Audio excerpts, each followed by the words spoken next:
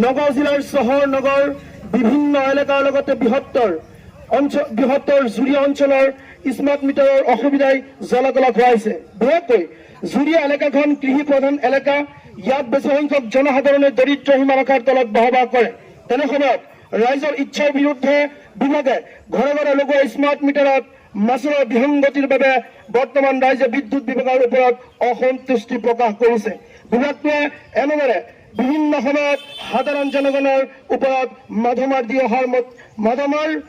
দি অহাৰ উপৰিও সময়মতে বিদ্যুৎ নথকাৰ বাবে আৰু পৰ্যাপ্ত পৰিমাণে ভল্টেজ নথকাৰো গুৰুতৰ অভিযোগ উত্থাপিত হৈছে।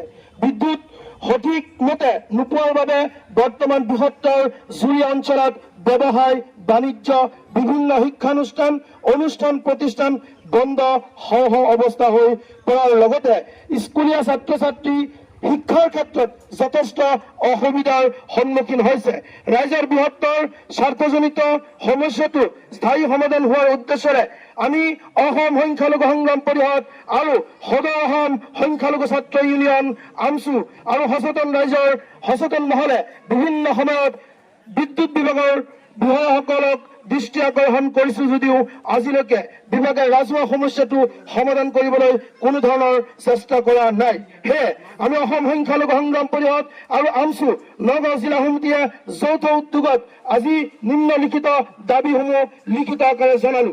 দাবীসমূহ নতুনকৈ সংযোগ কৰা স্মাৰ্ট মিটাৰৰ জৰিয়তে বিদ্যুৎ বিলৰ ক্ষেত্ৰত দেখা দিয়া বিসংগতি দূৰ কৰি গ্ৰাহকৰ পৰা প্ৰকৃত বিল আদায় কৰা ব্যৱস্থা, অনিয়মিত বিদ্যুৎ যোগানৰ দীৰ্ঘদিনীয়া সমস্যা দূৰ কৰি নিয়মিত যোগানৰ ব্যৱস্থা সুনিশ্চিত কৰা।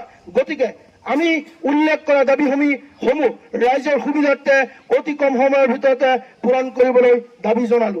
ধন্যবাদ।